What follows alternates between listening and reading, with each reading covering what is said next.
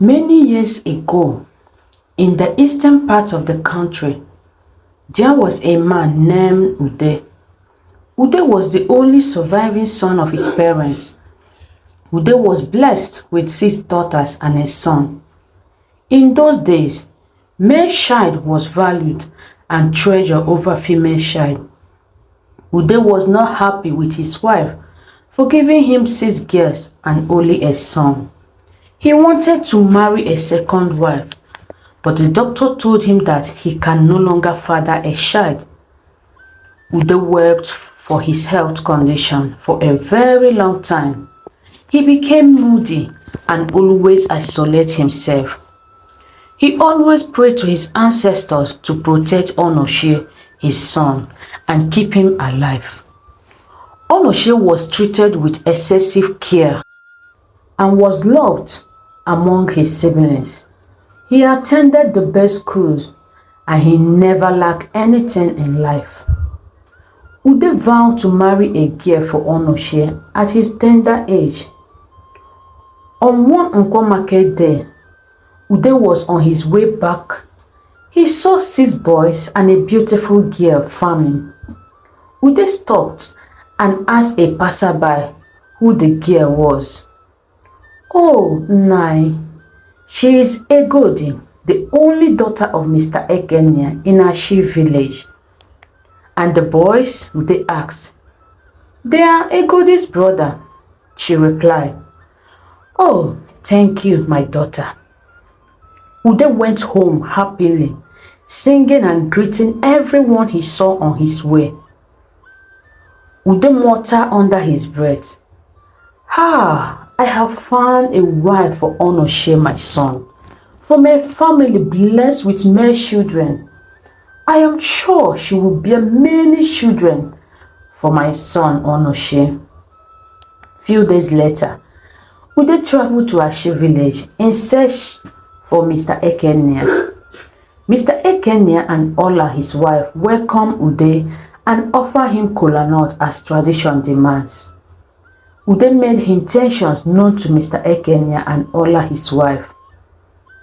Mr. Ogeneuwa said to Ude, "There is no problem. We have heard all that you've said. We will inform our daughter and get back to you." Ude greeted them and departed to his village. Mr. Ogeneuwa said to his wife Ola, "I think I like Ude. He is a good man and from a good family, and he owns many plots of land. I'm sure our daughter will be well taken care of. I will ensure that our daughter accepts the marriage proposal." So, after their dinner that day, Mr. Ogeneuwa called his daughter and informed her about the marriage proposal. He also made the daughter to understand that his father, have already accepted the marriage proposal. "No, father," Egodi replied. "I don't want to marry now. I am too young for marriage. I want to go to school and study nursing. I don't want to marry, father." Ogeneuwa replied, "Don't worry, my daughter.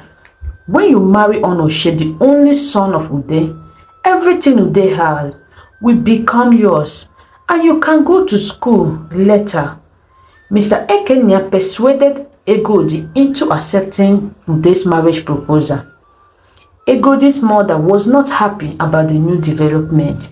She wanted her daughter to go to nursing school and study nursing. Ola tried as much as possible to make her husband see reasons with her decision, but Mr. Ogeneuwa was adamant. Meanwhile, Ude said to his wife and son, "I have found a wife for Onoshe." "A wife?" Onoshe asked. "Yes, a wife for you." "Father, I am too young to marry. I am still a child."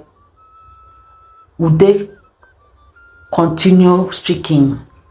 "In the next 4 market days, we shall all travel to Ashi village to pay her bride price. So my son," placing his hand on his shoulder softly, "prepare yourself for the task ahead. Ude did not give room for discussion. A date was fixed for their traditional marriage, and it was successful.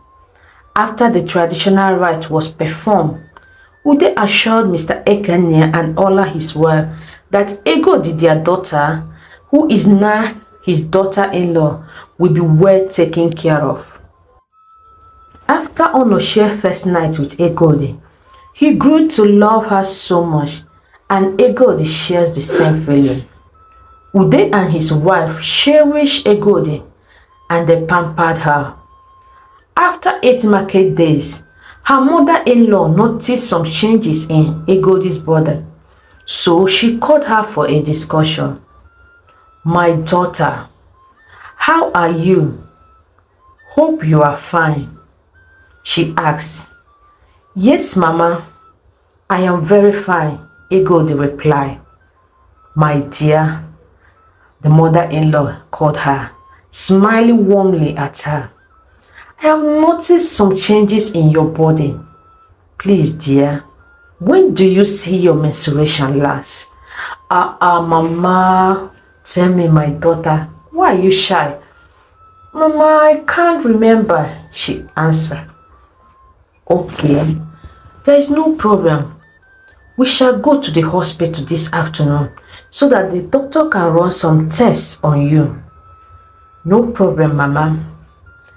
She then took her to the hospital, and the doctor confirmed her pregnant. Wow!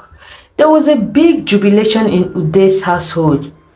Ude and his family was overwhelmed with joy. Onoshe never worried about the responsibility that comes with being a father at a tender age, because he believed that his father would take care of everything. Egodi became the apple of their eyes. She was never allowed to do any work. Her gestation period was free of stress. Mazude went to the market by himself to buy all the things, including baby clothes. He bought so many clothes for mere child alone. Also bought plenty shoes for baby boy. Egodi, thinking that Egodi will give birth to boys first, just as her mother Ola did. But unfortunately for Ude, Egodi gave birth to a set of bouncing baby girls, Ejima. Ude was so angry and disappointed. "This is not what I expected. I thought Egodi, my daughter-in-law, will give birth to boys, just like the mother did. Oh no, I was very wrong." Ude muttered in his breath. Ude did not visit Egodi in the hospital because he doesn't want baby girls but boys.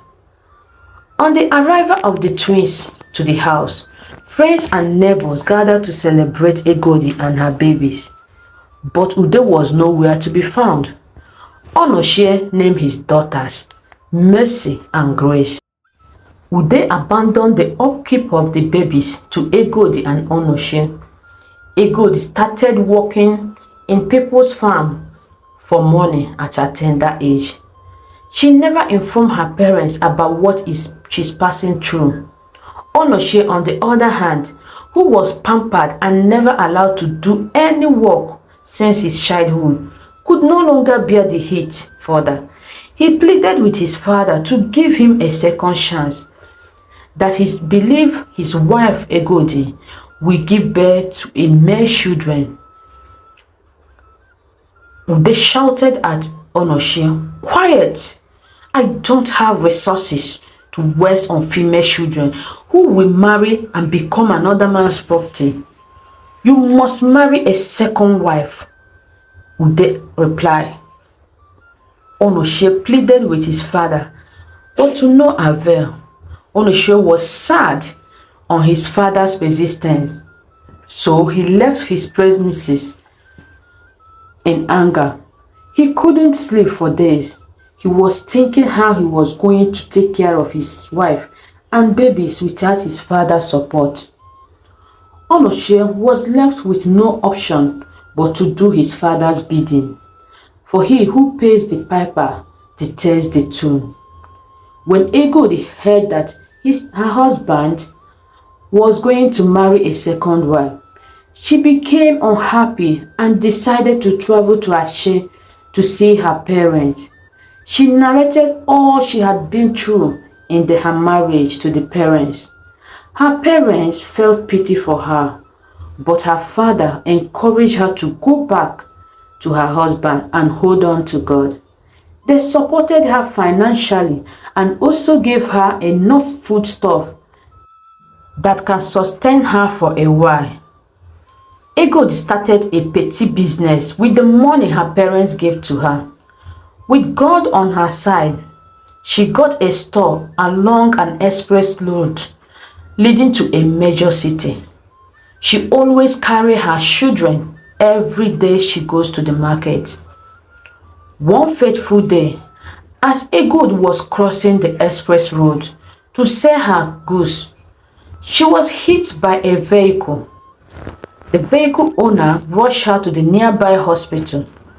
Egodi sustained several injuries. Her bones were affected and she could not walk again.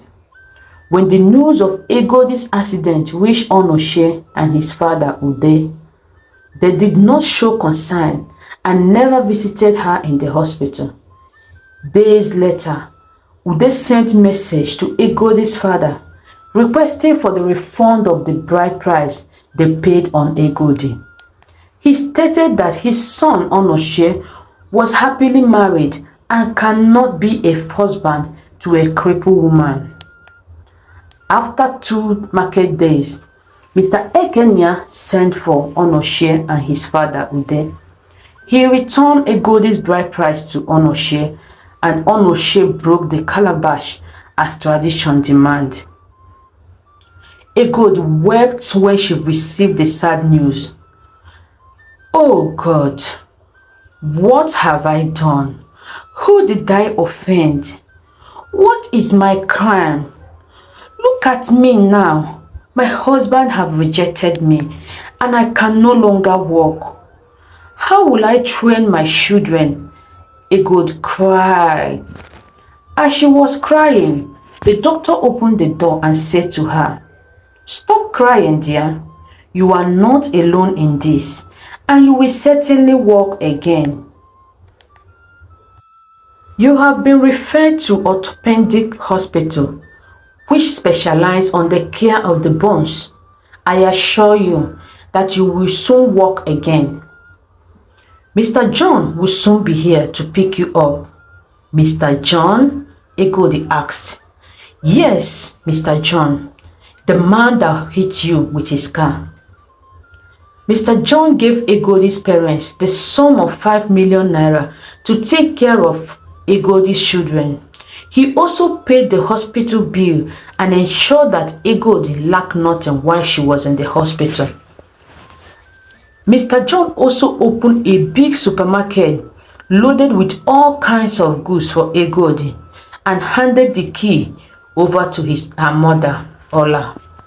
He promised to come and check on her in 13 months' time. After 6 months in the orthopedic hospital, Egodi's bone was healed and she began to walk gradually. Her mother encouraged her to actualize her dreams that she would always be there for her. Egodi secured admission in one of the best nursing schools around.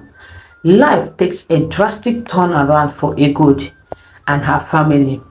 She lived happily ever, awaiting the hopeful return of Mr. John, her destiny helper. Thank you for watching. Please like and comment. Please subscribe to my YouTube channel to support my growth. God bless you. Bye-bye.